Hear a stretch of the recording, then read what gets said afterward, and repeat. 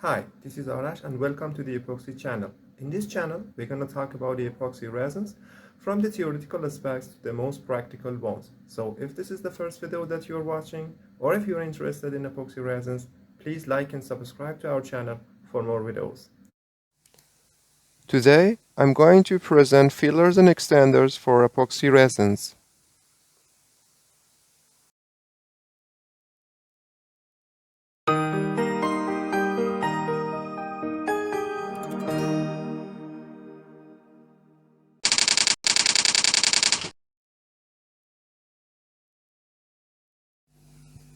Organic or inorganic fillers and extenders are used in epoxy formulation to improve properties and to lower the cost. Properties that can be selectively improved include the processing and performance properties. However, the use of fillers can also impair certain properties.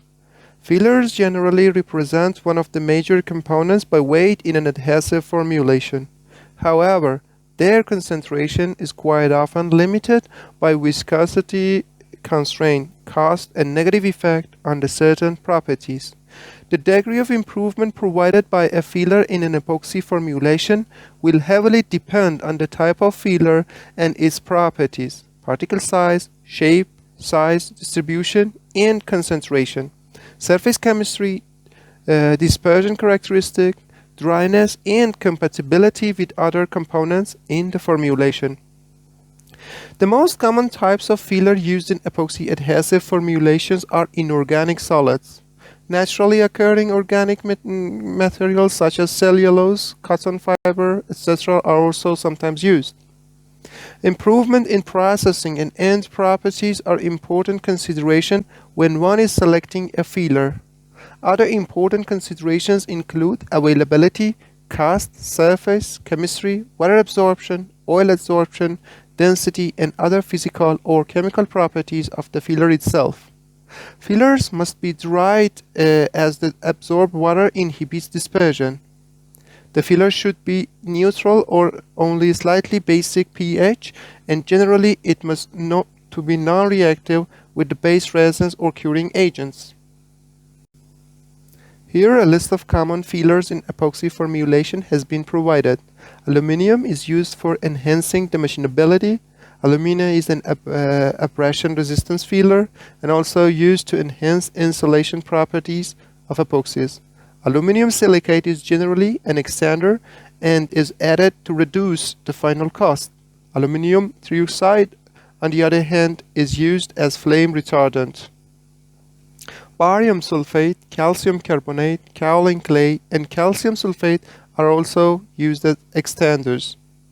Carbon black is used for pigmentation and also to enhance mechanical properties. Copper and silver are generally used to induce electrical conductivity. Fiberglass is used for enhancing mechanical properties. Graphite is used for its lubricity effect. Iron, silica, sand, and silicon carbides are used for abrasion resistance. Lead is used for its radiation shielding. Mica is used for inducing electrical resistance. Zinc is used to improve corrosion resistance in resins.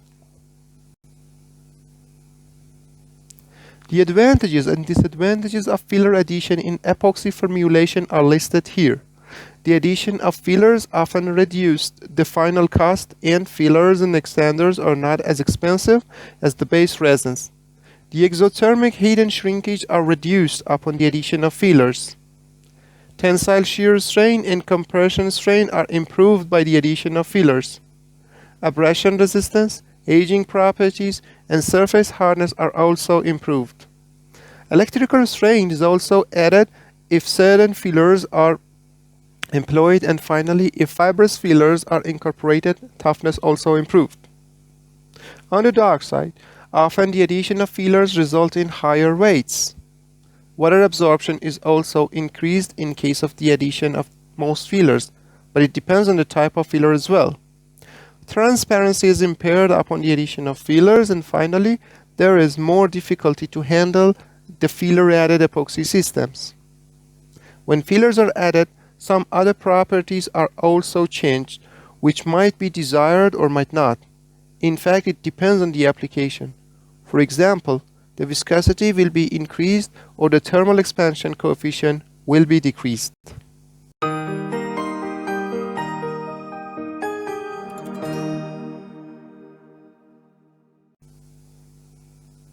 The filler concentration in any epoxy formulation will depend primarily on the following factors: handling and viscosity characteristics, wetting characteristics of the filler, ultimate properties desired. The high oil absorption lightweight fillers can generally increase the viscosity at lower filler loading, for example, in a few pph.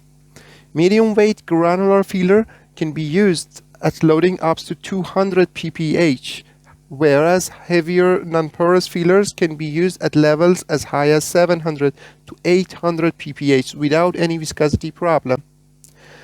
Fillers with fine particle sizes will tend to settle out less than those with large particle sizes. Particle interactions resulting in aggregates of particles will adversely affect dispersion. Special surface treatments are provided to reduce these aggregation forces and achieve higher loadings and better suspension stability.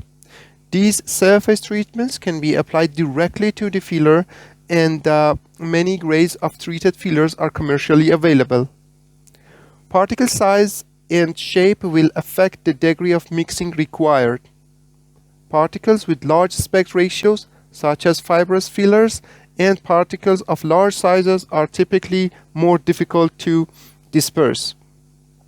In addition, high filler loading makes sufficient wetting of the filler more difficult. In certain circumstances, blends of different size fillers are utilized.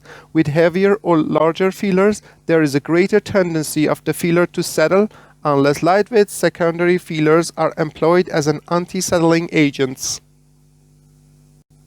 To obtain the best result with fillers, they should be heated before being incorporated into epoxy formulations. Once truly dry, the fillers may be stirred directly into the resin. High shear mixing is generally required for compounding. Often the formulation is warmed to a moderately elevated temperature to facilitate the mixing. In some cases, it may be necessary to employ a grinding device to accomplish the mixing with sufficient thoroughness. In two-part epoxy adhesive systems, the filler can generally be incorporated into either the epoxy resins or the curing agent component. Fillers are available in many forms, including powders, particles, fibers, and even mats and fabrics. Fillers can be categorized based on the modifications they provide to the epoxy properties. They can be used for cost purposes or to improve bond line thicknesses in the epoxy adhesives. They can be used to change the coefficient of thermal expansion or reduce the shrinkage. They can be incorporated for improving conductivity or to amend electrical properties. They can be used to increase or decrease specific gravity or improve mechanical strength. Some fillers are added to induce heat and chemical resistance to increase the part life by reducing the exotherm temperatures, etc. Finally, they can be used to enhance the adhesion in epoxy adhesives. For each intention, certain types of fillers can be employed in epoxy systems, which will be explained in the following videos. Thanks for your attention. I hope you enjoyed this video. Please share your thoughts, questions, or comments, and I will see you soon.